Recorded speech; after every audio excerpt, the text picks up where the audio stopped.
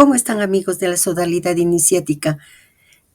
Estamos a punto de finalizar la meditación del propósito 8, el arte de curar acupuntura, con el último tema, la acupuntura. Por favor, alisten su propósito. Estamos peregrinando y nuestro peregrinaje por estos propósitos psicológicos del 7 al 12 tiene como prueba el agua, pues corresponde al chakra svadhisthana, que es llamado también la mansión del soplo de la vida. Nuestra alma salta de asombro en asombro y se pregunta, ¿a propósito de qué nos hablan del Tao?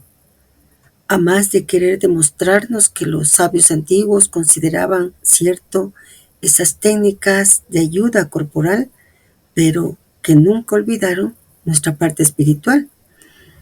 Y ciertamente nos han entregado la Lao-Tse como un mandala o con su mandala para apoyo de nuestra meditación. Recordemos lo que nos dicen en el arte en la nueva era cuando nos hacen esa entrega. Entre los taoístas encontramos el sello de la sabiduría, que consiste en efecto en los 8 kowas, todavía el 4, pero doble, como se puede ver en el dibujo de la Lao-Tse, lámina 4, en la mano del cual he colocado el famoso diagrama de Foji. Para continuar apoyándonos en nuestra meditación, nos hablan del Tao y del Tao Te Ching, libro de la vida y la virtud, la obra que enseña la vía, el Tao, y que está basada en los principios metafísicos del esoterismo y de lo supranormal, nos dicen. Y recordemos que nuestra vía es iniciática, por lo tanto, metafísica. Guénon nos habló ya de ello largamente. Para el taoísmo, el divino Chen Yen es aquel que ha alcanzado el estado de realización. Y recordemos siempre que el verbo que nos dan desde el propósito 1 es realizar. Chen Yen corresponde al hombre verdadero que ha regresado al estado primordial, lo cual indica a aquel que ha logrado colocarse al centro de la rueda cósmica y que vive en perfecta armonía sin ser afectado por nada. ¿Cuál es el centro de la rueda? En nuestro peregrinaje, por cierto, es el propósito 36. Hacia allá vamos. Y la meta es alcanzar ese estado primordial. Y es en el propósito 36 donde nos entregan el mandala del sello de la sabiduría, que como señala el maestre en el Yoga Yogismo en el capítulo Experiencia, el gran pensador Lao Tse lo mantenía en sus manos durante sus meditaciones y aún hoy numerosos discípulos de la luz se concentran teniendo delante este símbolo como un mandala. Otra pregunta que nos hacemos es ¿por qué nos llevan al Tao en el propósito 8? Si el propósito 36 está dedicado al pensamiento chino. Su nombre es ese y su contenido también. Bueno, el diccionario de símbolos nos ayuda a encontrar la respuesta. El 8 es universalmente el número del equilibrio cósmico. Es el número de las direcciones cardinales a las que se añaden las direcciones intermedias. Es el número de la rosa de los vientos, de la torre de los vientos ateniense. Frecuentemente es el número de los radios de la rueda, desde la rodezuela céltica a la rueda de la ley búdica, la rueda del Dharma. Es también el de los pétalos del loto y de los senderos de la vía, el de los trigramas del Yi King y de los pilares del Mintang, el de los ángeles portadores del trono celestial. También, sin que se sepa exactamente de qué forma, el del espejo de Amaterasu. Como indican los pilares del Mintang, los ángeles del trono y la parte octogonal del Linga, el número 8 y el octógono tienen también valor de mediación entre el cuadrado y el círculo, entre la tierra y el cielo, y por tanto se refieren al mundo intermedio. La iconografía y la arquitectura hindúes dejan mucho lugar al simbolismo de la octava. Los brazos de Vishnu son 8 y corresponden a los 8 guardianes del espacio. Los grajas, planetas dispuestos alrededor del Sol son 8. Las formas Murti de Shiva son 8, representadas en 2 templos del grupo de Angkor, con 8 lingas alrededor de un linga central. En el bayón de Angkor Thom, El Buda se sitúa en el centro de un verdadero loto de 8 capillas radiantes, asumiendo por esta disposición las funciones shivaitas y las del rey Chakrabarti, el que hace girar la rueda en el centro mismo del universo. Este simbolismo del equilibrio central, que es también el de la justicia, se halla también en la octuada pitagórica y gnóstica. Octógono. Las fuentes bautismales tenían a menudo la forma octogonal en la base o se elevan sobre una rotonda de 8 pilares. La forma octogonal simboliza la resurrección, mientras que el hexágono sería la cifra de la muerte. Según la simbólica cristiana de San Ambrosio, heredada por otra parte de la simbólica antigua, el octógono evoca la vida eterna que se alcanza por la inmersión del neófito en las fuentes bautismales. El plano hexagonal que se adopta a veces insiste sobre otro aspecto del bautismo, el entierro del ser del pecado en su tumba, preludio de su renacimiento como ser de gracia. Mientras, ¿cómo se llamará? Pero grabo y tengo que esperar que se ejecute en la computadora lo que se graba. Entonces aproveché para preparar un cafecito porque en esta ciudad que queda al pie de una montaña sagrada llamada Rucuyeye Pichincha ha bajado mucho la temperatura, así que un cafecito es ideal. Volvamos a la lectura del propósito psicológico. Fojin nació en Hōwasu, al oeste de la provincia de Yen y al norte de Tai. Su nombre es agregado al conjunto de conocimientos que constituyen la esencia de toda la tradición china. La filosofía de Fojin es una ética del género budista y similar al taoísmo antiguo. El único libro que ha llegado hasta nosotros es el Yi King, la última de las 3 obras de Fojin, y su texto es en tal forma sintético que difícilmente puede ser comprendido y se presta a diferentes interpretaciones, lo cual ha producido numerosos comentarios. El Yi King, libro de los cambios, trata en claro los diferentes objetivos iniciáticos para aquellos poseedores de las llaves, ya que el sentido profundo no se ofrece fácilmente y es una de las obras más típicas que quedan de ese género. Yi es una palabra china que se usa para definir el cambio. Es en cierta forma el estado de imposible realización de Honglun. El Tohu, en el sentido de la enseñanza del Sefer de Moisés, es el caos del cual se hace mención en el Génesis. Este estado no está limitado por ninguna forma. Puede cambiar y convertirse en uno, según el emblema de la francmasonería: orden en el caos. El Yi es el paso del no ser al ser.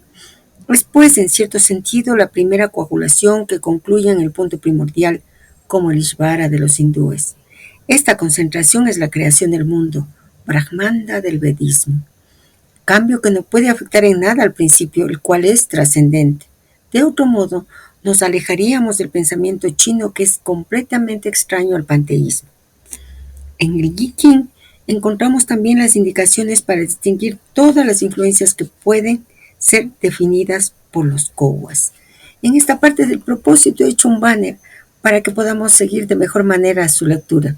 Sabemos ya que esos trigramas chinos son el resultado de la combinación de los principios Yang y Yin, representados por líneas enteras y divididas según la polaridad de lo que representa.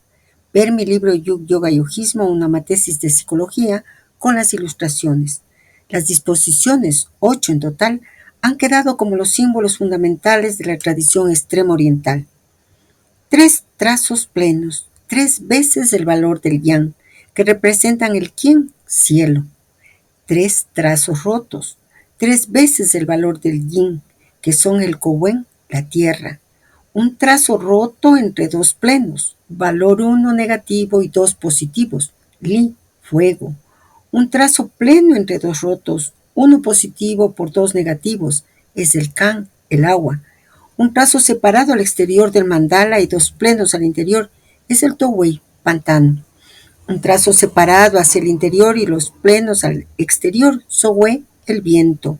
Un trazo pleno al exterior y 2 abiertos al interior es el ken, montañas. Un trazo pleno al interior y 2 rotos hacia el exterior es el shen, el rayo. En esos trigramas de Fojin, presentados como en un octógono, los 5 elementos simbólicos fuego, madera, tierra, metal, agua, ocupan lo bajo de la figura y el elemento aire está representado por los 3 kowas superiores. Un estudio particular debería ser hecho para el análisis de esos elementos, pero esto traspasa el marco actual de nuestra exposición. Se notará rápidamente, sin embargo, que los kowas situados en lo bajo de la figura están constituidos por una mayoría de polaridad yin negativo, simbolizado por las líneas rotas, mientras que los 3 de lo alto de la figura son una mayoría de yang positivo, simbolizados por los trazos plenos. De la misma manera, las viejas filosofías chinas encaran 5 elementos y no 4 como la antigua física occidental, pero, por el contrario, el aire no ha sido tomado en cuenta, ya que es reconocido como un superelemento y del dominio divino. Toda la alquimia reposa sobre la madera, el fuego, el agua, la tierra y el metal, que se asimilará rápidamente con un poco de buen sentido y comprensión de la cultura oriental. El aire es el suplemento indispensable y primordial. Es el principio supranormal que debe intervenir en las operaciones, pues tiene su dominio en el Qian, cielo, y se extiende a 2 principios derivados, Dowei, los pantanos, del cual se escapan los gases en aire viciado, y Zhouwen, las nubes, donde el aire es puro y sigue su transformación a través de ciclos evolutivos. Notemos que en música los chinos usan igualmente solo 5 notas: na, kia, wan, hou, pin, do, re, mi, sol, la, y las cuerdas de instrumentos se llaman chan, kyo, yu, cheu, kong. Es necesario detenernos un poco en ese símbolo fundamental que el sello de la sabiduría nos está mostrando, el trigrama. Y nuevamente el diccionario de símbolos viene en nuestra ayuda. Escuchemos. Trigrama. El simbolismo chino de los trigramas, que habría sido revelado en un principio a Foji, siglo 24 a.C., por un dragón salido del río, se basa en la combinación de 2 determinaciones, correspondiendo el trazo continuo al yang y el trazo discontinuo al yin. Todas las modalidades del desarrollo de la manifestación a partir de la polarización de la unidad primera se expresan pues en 4 digramas y luego en 8 trigramas, que resumen todas las posibilidades de combinaciones ternarias y por tanto perfectas del yin y del yang.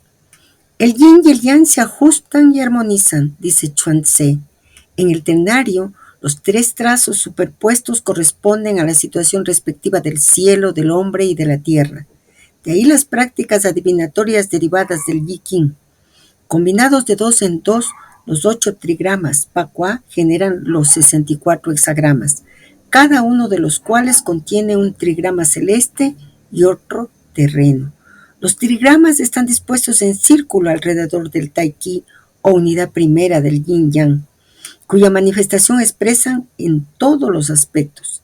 El Yi Qing es el libro de la mutación circular de los trigramas. La forma primitiva del carácter Yi sería la del camaleón. Los trigramas son así puestos en correspondencia con los 8 vientos, las 8 direcciones del espacio, los 8 elementos que circulan el noveno, la tierra, que está en el centro. Corresponden a los 8 pilares del Mingtang, a los 8 rayos de la rueda y por analogía a los 8 senderos de la vía búdica. Existen 2 disposiciones tradicionales llamadas de Fuji o del cielo anterior Xian-Tian y de Wenguan o del cielo posterior Heu-Tian.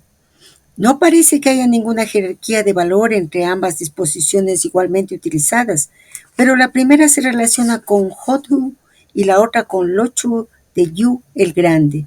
Es el paso de la cruz simple a la esvástica, de la estabilidad principial al movimiento. No hay que olvidar tampoco que las interpretaciones adivinatorias, secundarias y en cierta medida decadentes, pero a las cuales parece claramente referirse el carácter Qua, son atribuidas a Wenguan. El Yi Qing, dice Cheu Tue Yi, contiene los arcanos del cielo y de la tierra, de los manes y de los espíritus, lo que implica la posibilidad de obtener de él no solamente los secretos del destino con la ayuda de las varitas de Aquilea, sino también y sobre todo los de la manifestación principal. Hay que añadir que por corresponder a corrientes de energía cósmica, los trigramas han sido utilizados en todo tiempo y también en nuestros días como protección mágica. Se los ve en los dinteles de las casas chinas y vietnamitas.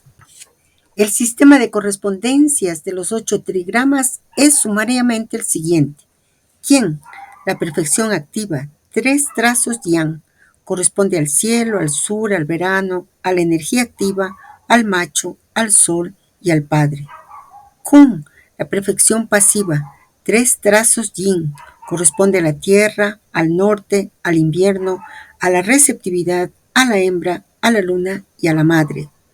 Chen, la conmoción, un trazo yang y 2 trazos yin, corresponde al trueno, al noreste, a la aparición de la primavera y al primogénito. Sun, la suavidad, un trazo yin y 2 trazos yang, corresponde al viento, al suroeste, al fin del verano, a la penetración, a la madera y a la primogénita. Kan, el abismo, un trazo yin, otro yang y otro yin, corresponde al agua, al oeste, al otoño, al peligro y al segundo hijo varón. Li, el esplendor y la belleza, un trazo yang, otro yin y otro yang, corresponde al fuego, al este, a la primavera y a la segunda hija.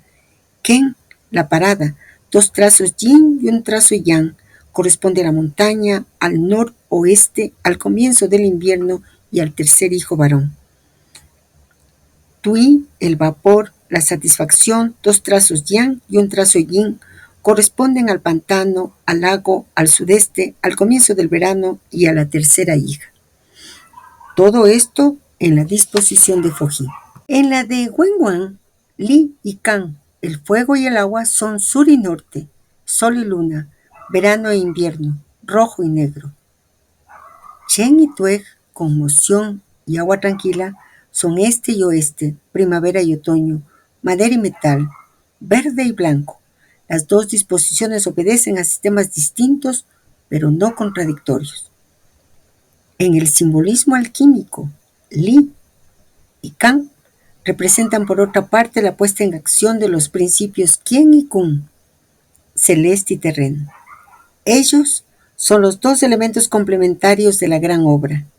Li y Kan son el plomo y el mercurio, el hálito Qi y la esencia Qin. La morada de Kun o de Kan es la región sagrada de la que se eleva el Qin, que equivale también al Semi. La morada de Qian es el Ajna chakra situado entre ambos ojos, de donde desciende el Qi luminoso. La unión del Qi y del Qin en el crisol interior, por tanto la de Li y Kan, y en consecuencia la de Qian y Kun, reconstituye la unidad primordial, anterior a la diferenciación de cielo y tierra.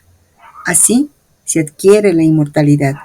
Según el Yi Qin, tales uniones que constituyen los hexagramas representan o bien el acabamiento o bien la penetración fecundante de la tierra por el cielo, generadora de la paz, de los seres y del embrión de la inmortalidad.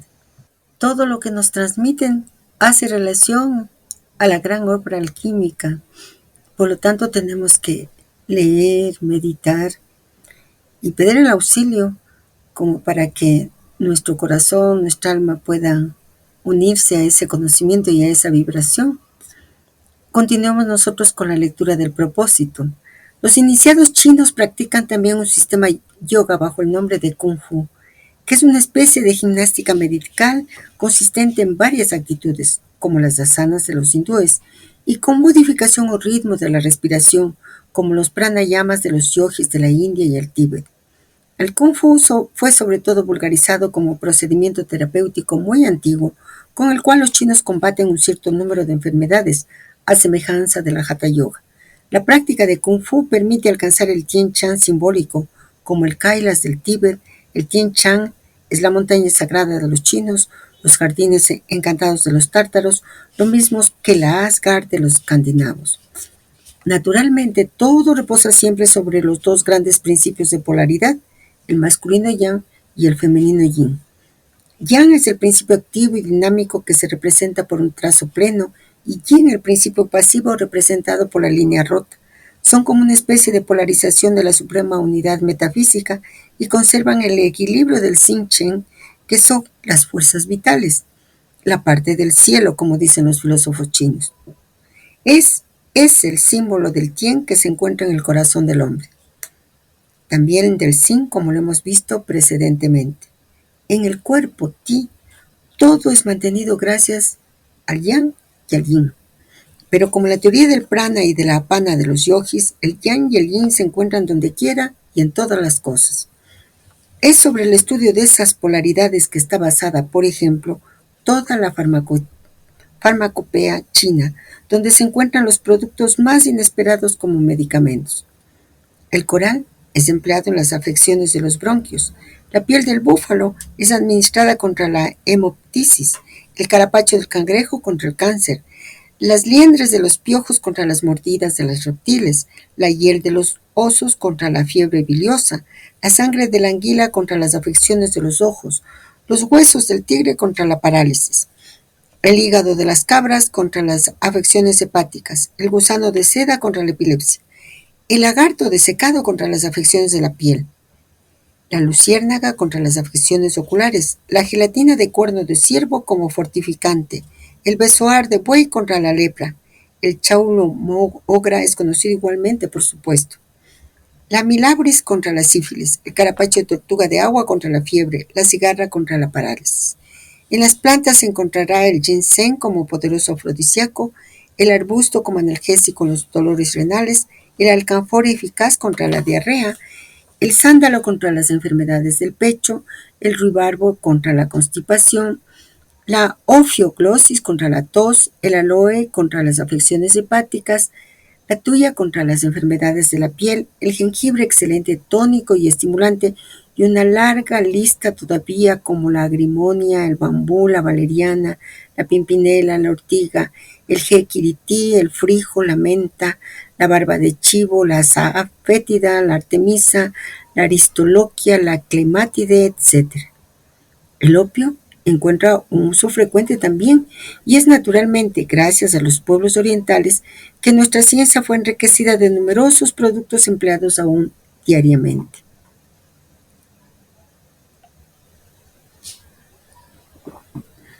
Del Papaveracea, el opio es el látex espeso, obtenido por la incisión de cápsulas de adormidera. En el análisis, el contenido más importante es el narcótico, 5% en el opio. La morfina trabaja sobre el sistema nervioso muy enérgicamente como narcótico y los centros psíquicos son atacados primero, determinando la euforia y la somnolencia. La codeína, menos analgésica, menos tóxica, deprime el centro de la tos. La narcotina tiene una acción análoga a la de la morfina, pero la acción sobre el centro respiratorio es diferente, no deprime, es convulsionante. Se lo utiliza también con el opio, pero no al estado puro. El opio entra en la composición de numerosos medicamentos aún modernos. El hexaparegórico, por ejemplo, láudano en los jarabes, las tinturas, las píldoras, los emplastos, etc. En fin, la acupuntura de acus punta y puntura picada reposa sobre un método que permite restablecer el equilibrio de la energía vital. Todas las enfermedades dependen de la ruptura del equilibrio en la repartición de las polaridades yang y yin. Se trata de saturar o descongestionar a voluntad los órganos, según que posean un exceso de tal o cual principio, positivo o negativo. Esta teoría es debida en gran parte, es preciso decirlo, a nociones metafísicas muy abstractas, pero sin embargo indispensables de conocer para una idea de la medicina china. El yang, plenitud, es simbolizado por el fuego, el metal, el rojo, la fuerza, etc. Así será igualmente para las enfermedades congestionadas o sobreexcitadas, mientras que lo débil, como todo aquello que caracteriza el malestar, a la atonía, será del tipo yin. Bueno, nosotros podemos ver que los yentran, los mandala, los conocimientos iniciáticos guían nuestra meditación. La dualidad representada por el yang y el yin, sobre el cual el maestro nos transmite conocimientos muy importantes en el yoga y yojismo. En el capítulo experiencia, es necesario meditarlos en este momento y para este propósito. Escuchémosle.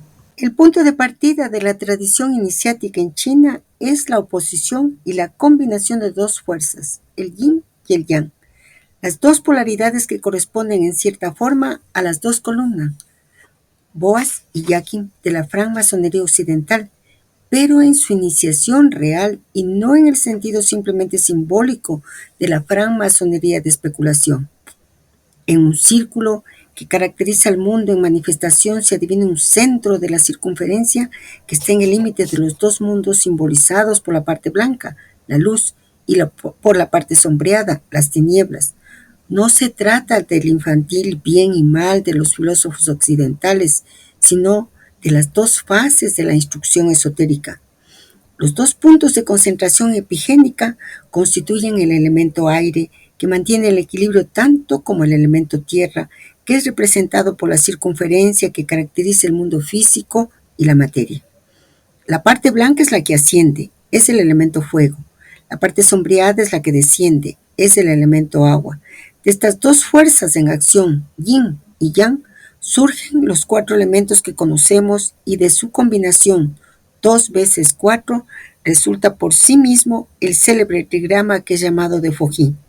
Asimismo, con ese número de 8 combinaciones, aparecen también maquinalmente los grupos que constituyen la numerología cabalística del sello de Salomón.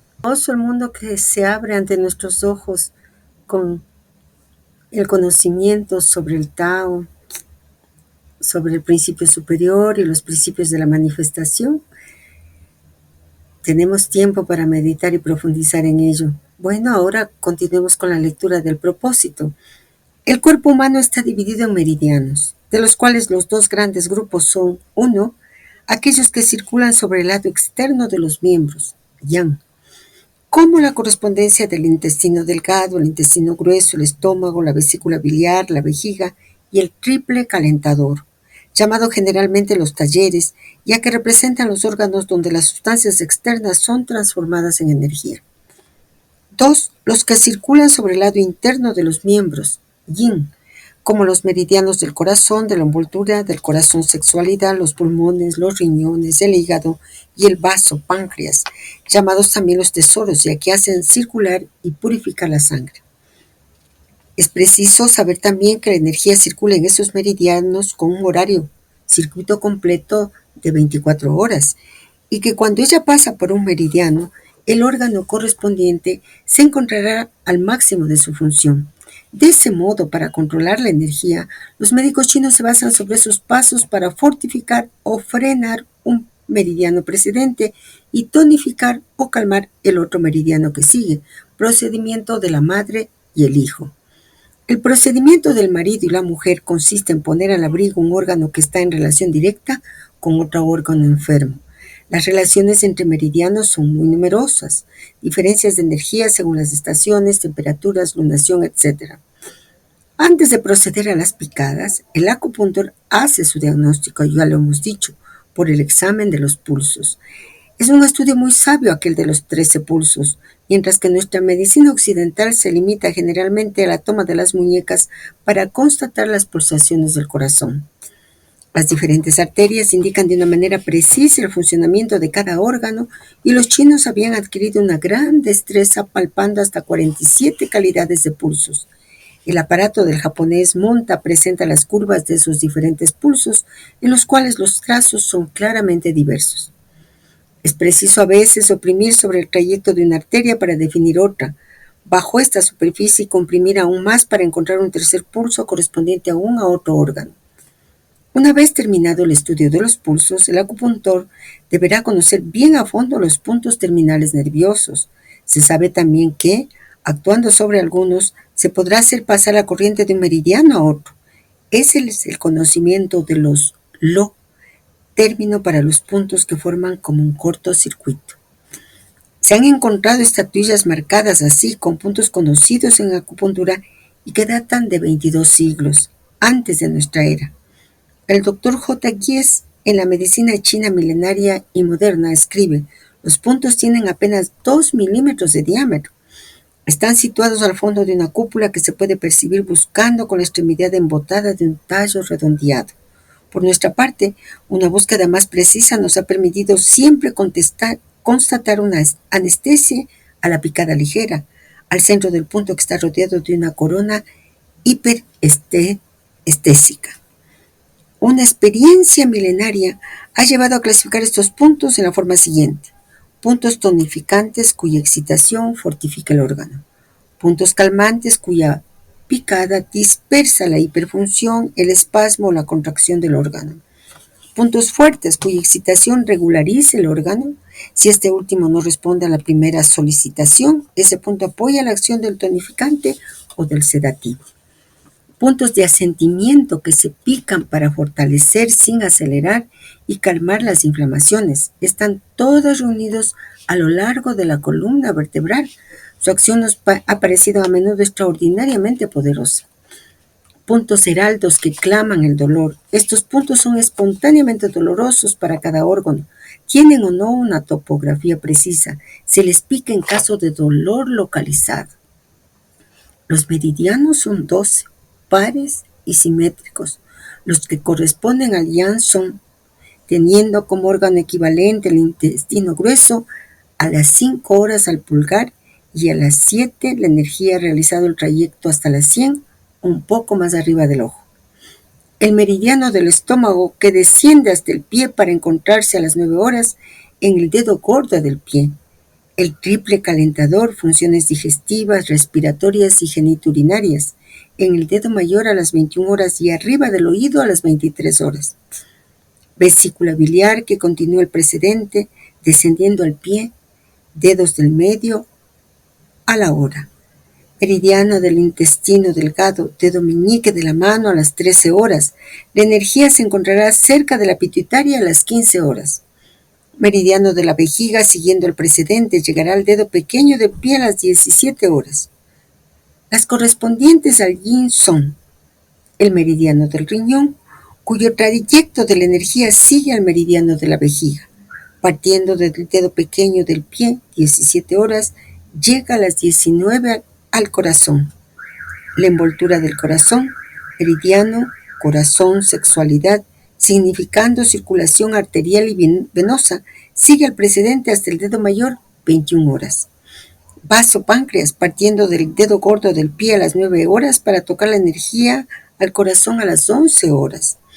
Meridiano del corazón, siguiendo al precedente, yendo al dedo pequeño de la mano, 13 horas.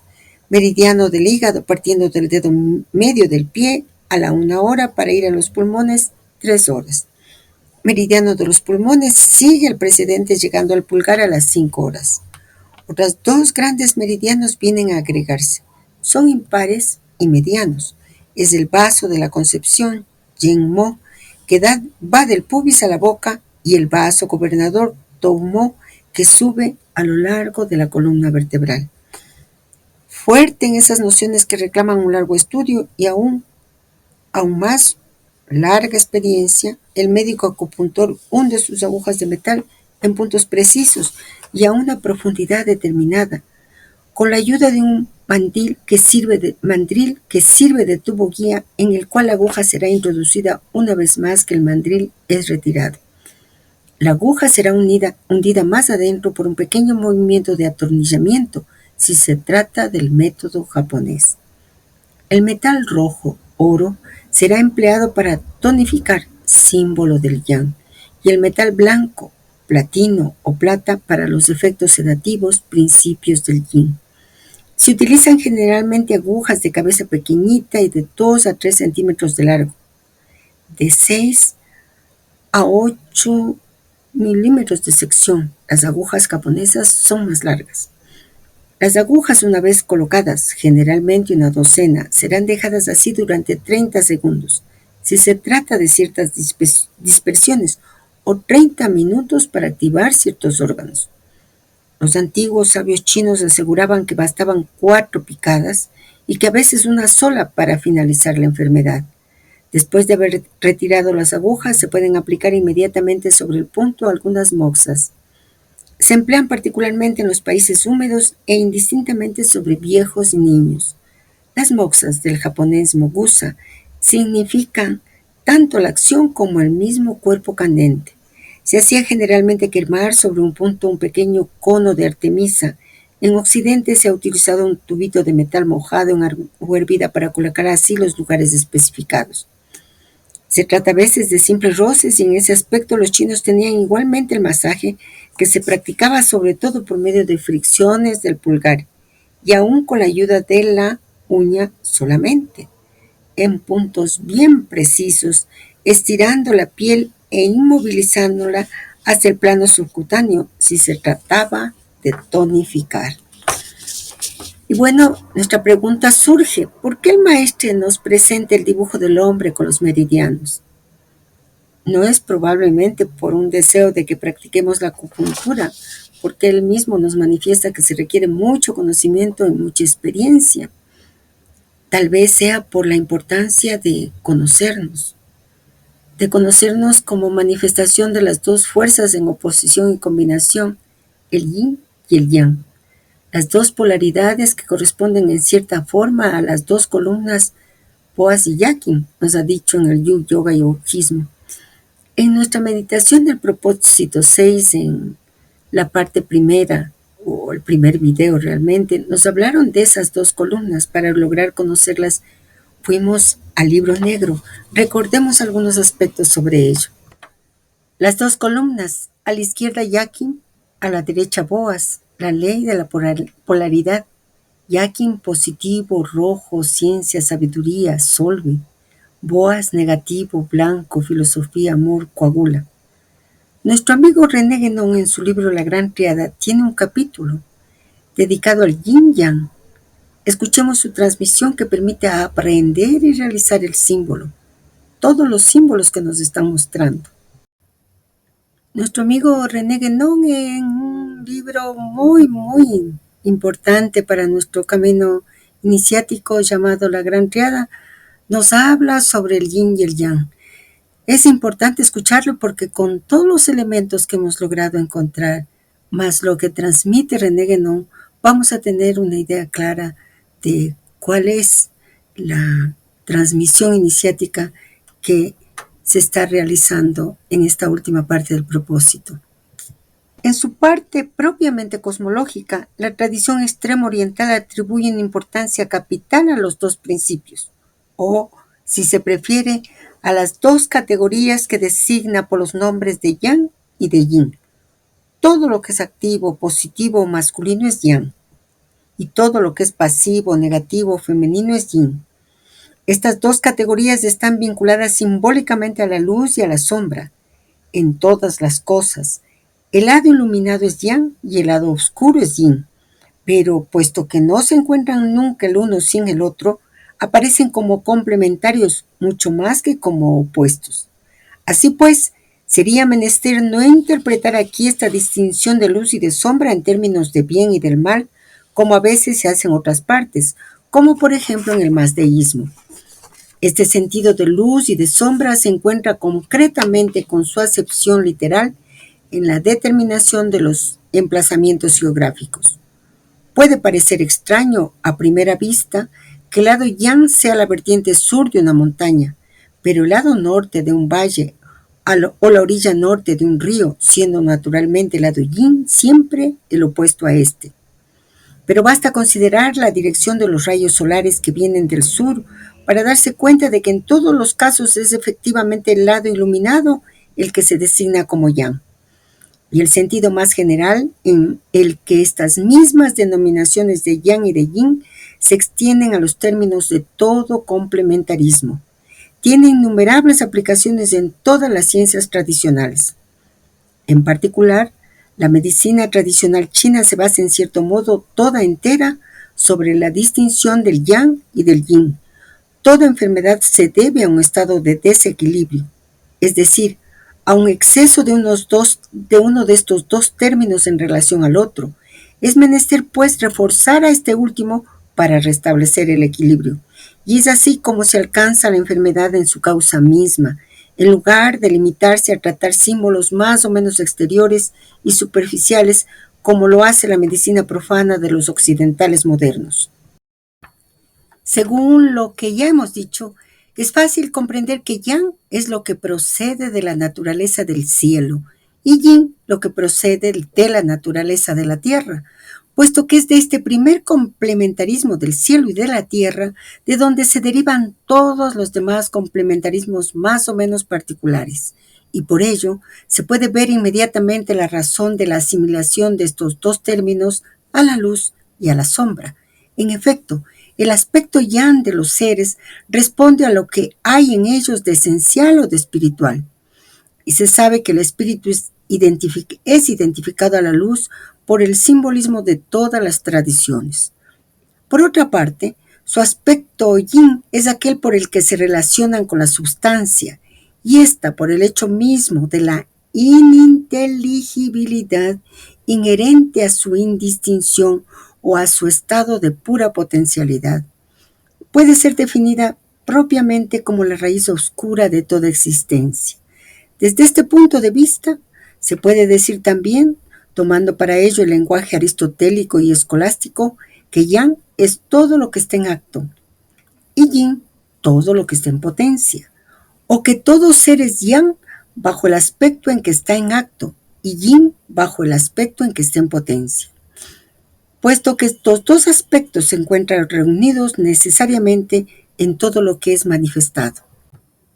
El cielo es enteramente yang y la tierra es enteramente yin, lo que equivale a decir que la esencia es acto puro y que la sustancia es potencia pura, pero solo ellos lo son así en el estado puro, en tanto que son los dos polos de la manifestación universal, y en todas las cosas manifestadas, el yang no está nunca sin el yin, ni el yin sin el yang, puesto que su naturaleza participa a la vez del cielo y de la tierra. Por eso es por lo que, según una fórmula masónica, el iniciado debe saber descubrir la luz en las tinieblas, el yang en el yin, y las tinieblas en la luz, el yin en el yang. Si se consideran especialmente el yang y el yin bajo su aspecto de elementos masculino y femenino, se podrá decir que, en razón de esta participación, todo ser es andrógino en un cierto sentido y en una cierta medida, y que, por lo demás, lo es tanto más completamente cuanto más equilibrados estén en él estos dos elementos. Así pues, el carácter masculino o femenino de un ser individual, si se habla rigurosamente, sería menester decir principalmente masculino o femenino, puede considerarse como resultado de la predominancia del uno o del otro. Estaría naturalmente fuera de propósito aquí emprender el desarrollo de todas las consecuencias que se pueden sacar de esta precisión, pero basta un poco de reflexión para entrever sin dificultad la importancia que son susceptibles de presentar en particular para todas las ciencias que se refieren al estudio del hombre individual bajo los diversos puntos de vista desde los que éste puede ser considerado. Hemos visto más atrás que la tierra aparece por su cara dorsal y el cielo por su cara ventral. Por eso es por lo que el yin está en el exterior, mientras que el yang está en el interior. Expresada bajo esta forma, la cosa es inmediatamente comprensible para la mentalidad extremo oriental. Pero debemos reconocer que, sin las explicaciones que hemos dado precedentemente sobre este punto, el lazo así establecido entre las dos proposiciones tendría la naturaleza de desconcertar singularmente la lógica especial de los occidentales. En otros términos, las influencias terrestres que son yin son las únicas sensibles, y las influencias celestes que son yang escapan a los sentidos y no pueden ser aprehendidas más que por las facultades intelectuales. En eso reside una de las razones por las que en los textos tradicionales el yin se nombra generalmente antes que el yang, lo que puede parecer contrario a la relación jerárquica que existe entre los dos principios a los que corresponden, es decir, entre el cielo y la tierra, en tanto que son el polo superior y el polo inferior de la manifestación.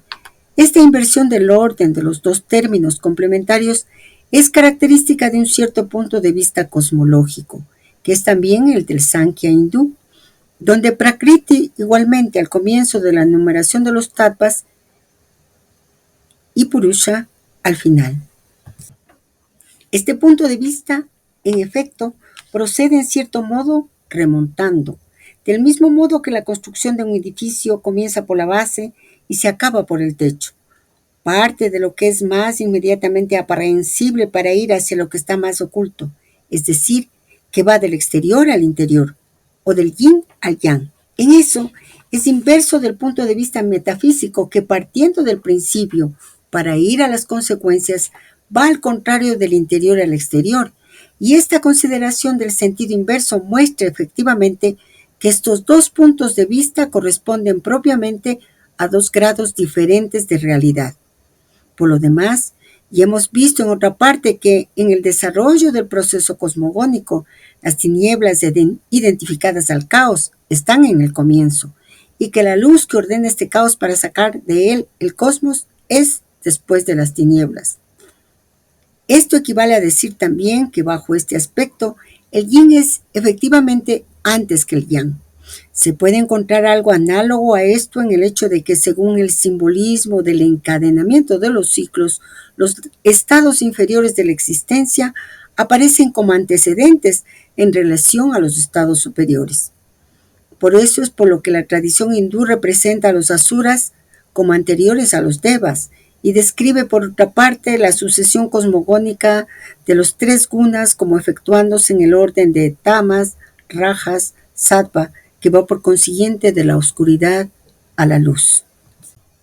El yang y el yin, considerados separadamente el uno del otro, tienen como símbolos lineales lo que se llama las dos determinaciones, eul-i, es decir, el trazo pleno y el trazo quebrado, que son los elementos de los trigramas y de los hexagramas del Yi King, de tal suerte que estos representan todas las combinaciones posibles de estos dos términos, combinaciones que constituyen la integralidad del mundo manifestado. El primer y el último hexagrama, que son Kien y Kowen, de igual modo que el primer y el último de los 8 trigramas, Kowa, que comprenden asimismo 3 trazos plenos y 3 trazos quebrados. Cada hexagrama está formado por la superposición de 2 trigramas semejantes o diferentes, lo que da un total de 64 combinaciones. Están formados respectivamente por 6 trazos plenos y 6 trazos quebrados. Representan pues la plenitud del yang que se identifica al cielo y la del yin que se identifica a la tierra, y es entre estos dos extremos donde se colocan todos los demás hexagramas, en los que el yang y el yin se mezclan en proporciones diversas y que corresponden así al desarrollo de toda manifestación. Por otra parte, estos dos mismos términos, yang y yin, cuando están unidos, son representados por el símbolo que por esta razón se llama yin-yang.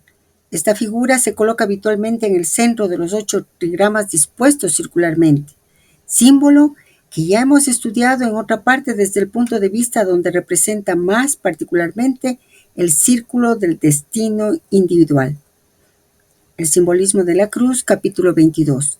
A este respecto, la parte yin y la parte yang representan respectivamente la huella de los estados inferiores y el reflejo de los estados superiores en relación con un estado dado a la existencia, tal como el estado individual humano, lo que concuerda estrictamente con lo que indicábamos hace un momento sobre la relación del encadenamiento de los ciclos con la consideración del yin como anterior al yang.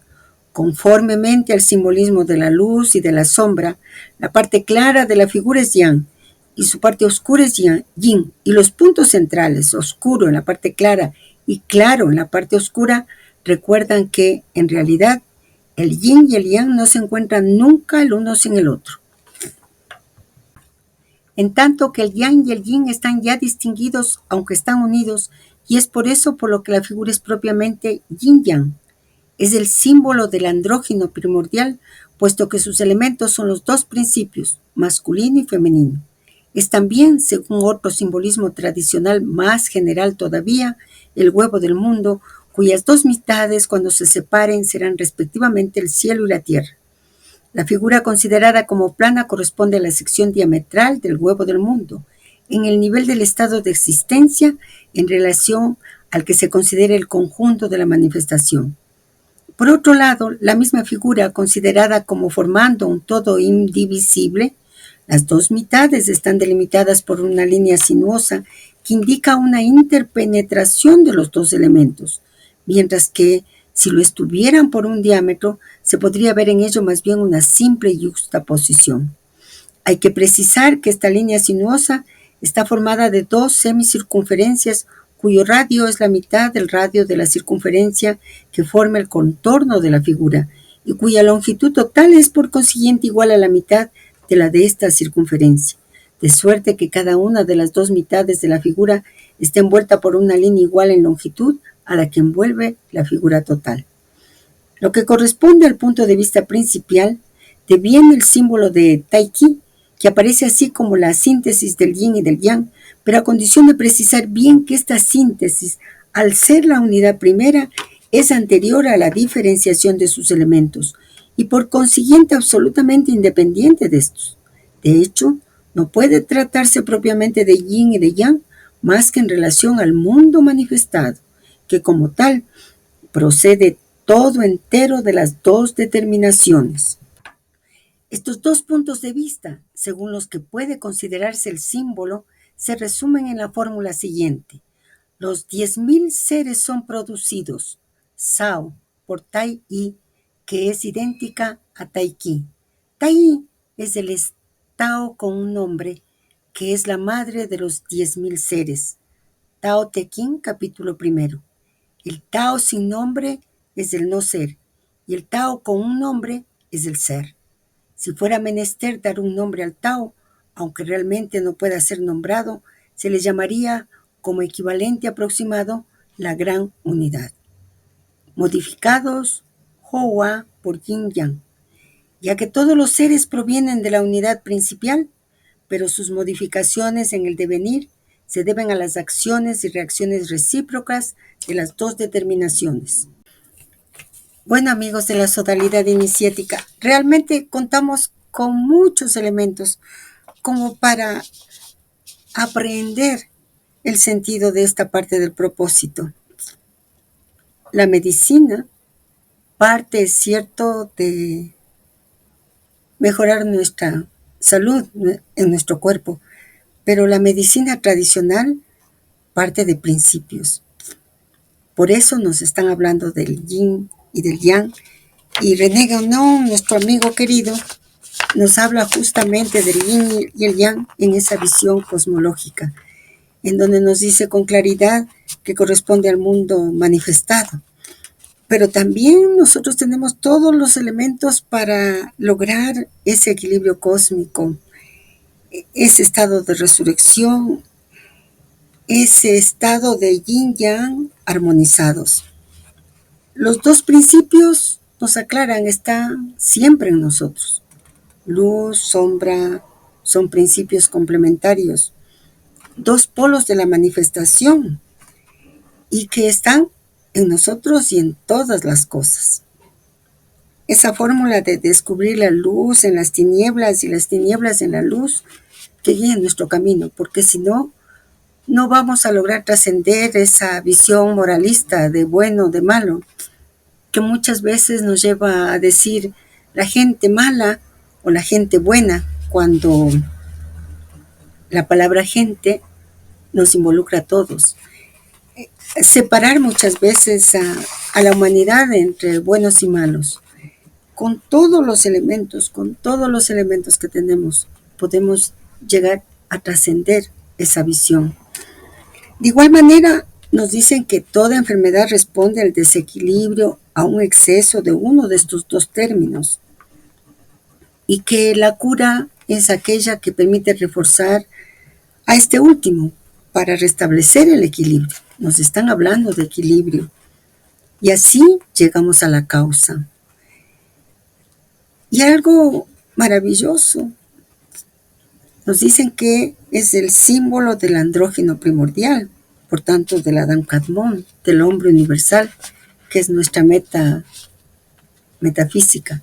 Es cierto que potencial, realmente en todos los seres humanos, en todos, absolutamente en todos, está potencialmente ese andrógeno. Están todas las facultades de las que nos hablan, tanto las facultades que la tradición sánscrita, la tradición hindú consideran groseras y que están basadas fundamentalmente en nuestros sentidos exteriores, como aquellas facultades que se van despertando gracias a los símbolos y a la vía iniciática.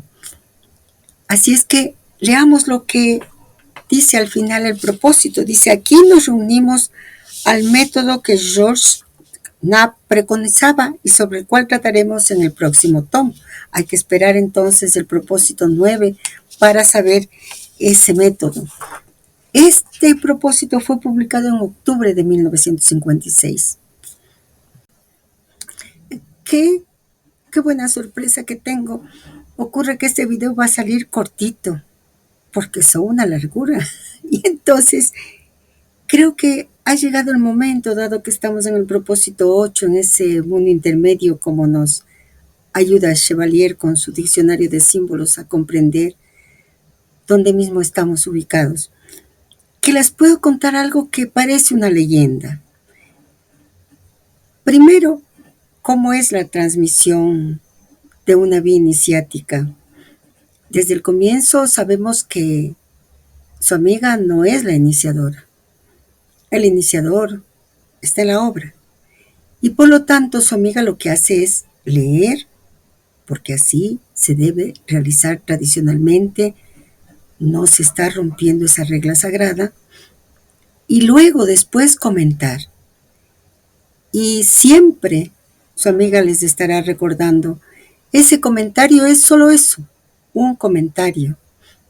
Si a lo mejor a cada alma un párrafo que no consideró su amiga, una línea que no consideró su amiga, a ustedes sí les hace vibrar, pues hay que buscar, hay que buscar, hay que encontrar qué es lo que complementa esa búsqueda, porque es la búsqueda del alma de cada uno de nosotros.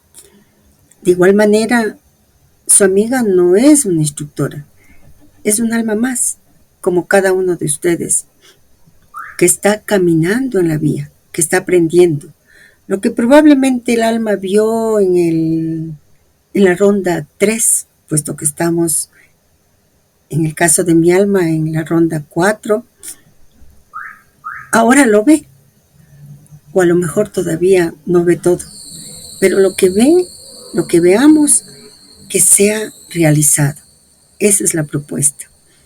Y luego, lo segundo que me parece importante comentarles, es esa leyenda de cómo es que los propósitos psicológicos se convirtieron en esa vía iniciática en la práctica.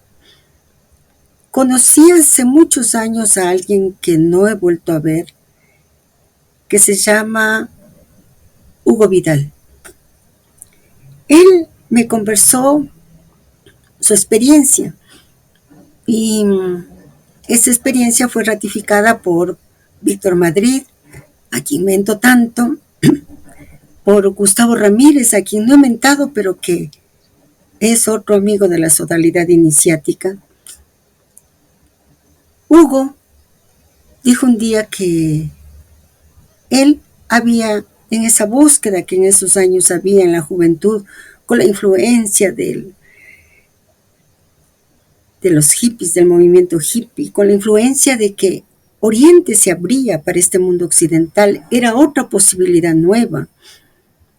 Pues viajó buscando y buscando al ashram que Serrano había creado en Venezuela, el Limón, y que ahí conoció al gurú Ferriz.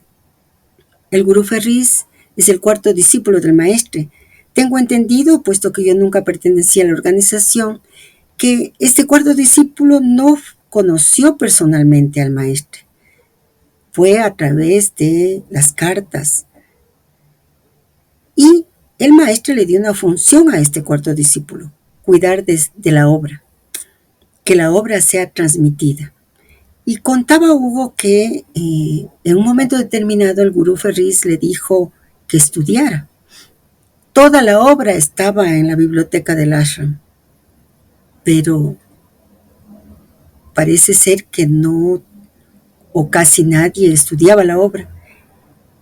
Y Hugo Vidal había tenido un amigo, Daniel, no recuerdo su apellido, argentino, y los dos empezaron a estudiar y descubrieron que en los propósitos psicológicos estaba lo que el maestro había señalado siempre. la necesidad de saber, de conocer a través del estudio, que ahí estaba la vía iniciática. Hubo cuenta que tuvo un sueño y en ese sueño la orden que se le dio era venir acá, a este país llamado Ecuador, y buscar y estudiar, que no le iba a ser revelado todo lo que estaba en la obra, sino llegando a estas tierras equinocciales.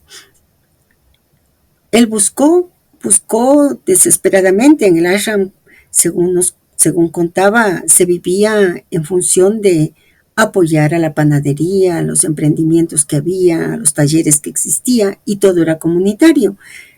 Salió a Caracas a averiguar cómo podía llegar acá.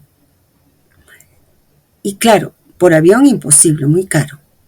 Vamos a ver qué pasa por transporte terrestre. Y sí se había la posibilidad de venir por vía terrestre hacia Ecuador, pero él no disponía de medios. Dice que sintió tal angustia que probablemente esa angustia hizo que una señora que estaba ahí se acercara, le preguntara, y él se abrió y le contó lo mismo que les estoy contando ahora. Y entonces esa señora le llevó a su hogar, le presentó a su esposo y todo, y ellos financiaron el viaje y vino acá. Obviamente aquí había grupos, no sé si todavía los hay, que formaban la organización llamada Gran Fraternidad Universal y por lo tanto Hugo sabía que podía llegar allá. Y se encontró con Víctor Madrid, con Gustavo Ramírez y algunas otras personas cuyos nombres yo no conozco, y empezaron a estudiar. Y efectivamente encontraron que ahí estaba la vía iniciática, que ahí había quedado la vía iniciática. Terminaron de estudiar la obra, de acuerdo a las disposiciones que daba el maestre en las cartas circulares, es decir, primero los propósitos, luego el arte en la nueva era, el yoga yojismo y paralelamente los grandes mensajes, el libro negro de la francmasonería y el libro blanco. Al final de ello hicieron un peregrinaje hasta el paralelo 18 y cuando regresaron sabían que tenían que transmitir, que tenían que ver a quienes.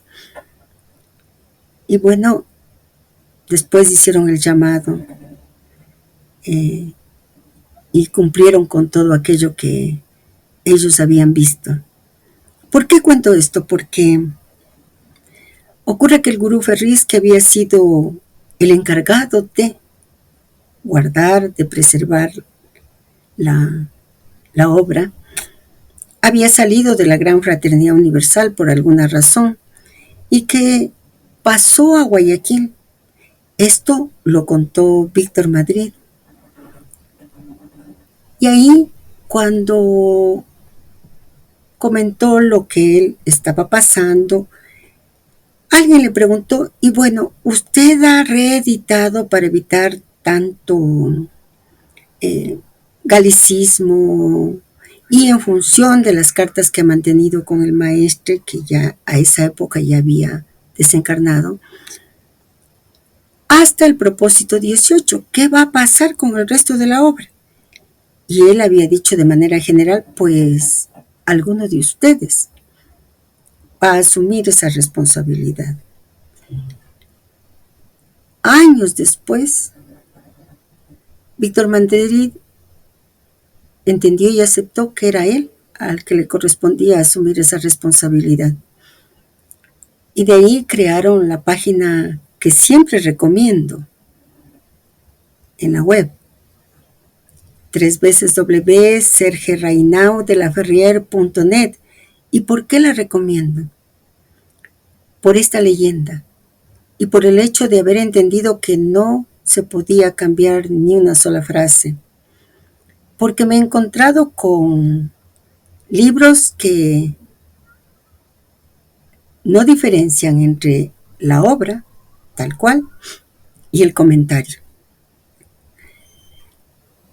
Porque he escuchado algunos audiolibros para ver si es que ustedes no se aburren escuchándome solo a mí y a lo mejor pues recurren al audiolibro y yo solo doy los comentarios. Pero escuchando algunos audiolibros yo veo que se suprimen parte de la obra. Y entonces yo no digo a qué responde eso, pero lo que sí puedo decir es que eso no es a la manera tradicional.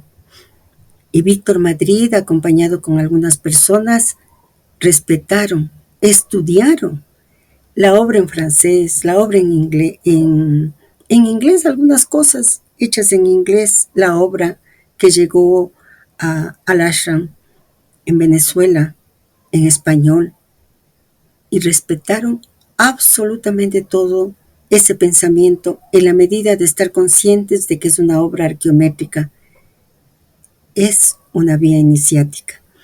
Así es que creo que es importante que cuando planteamos esa dirección, sepamos por qué lo hacemos. Bueno, amigos queridos, nos vemos en el próximo propósito, el propósito 9, que se llama Medicina y Pseudomedicina. Un abrazo y gracias, mil gracias por compartir conmigo y estar junto a mí.